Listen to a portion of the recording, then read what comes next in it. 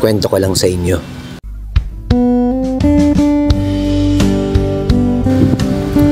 Alam mo bang minsan kailangan din nating magpahinga.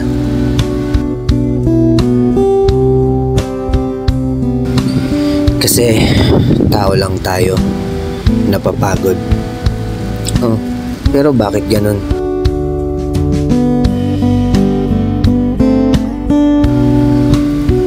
Pagdating sa pag-ibig, kailangan nating hindi mapagod kahit hirap na tayo.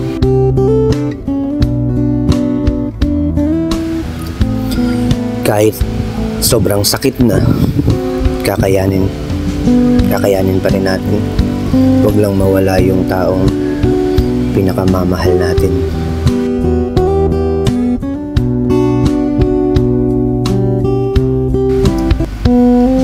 Kahit sobrang dami na ng mga luha na iyong naiiyak, kakapit at kakapit pa rin.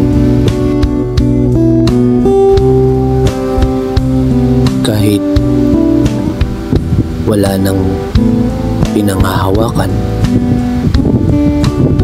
lumalaban pa rin. Ginagawa ko naman ang lahat para kahit papaano malibang ako. Pero bakit tuwing umupo ako para magpahinga, winawasak ako ng mga salitang namimiss na kita?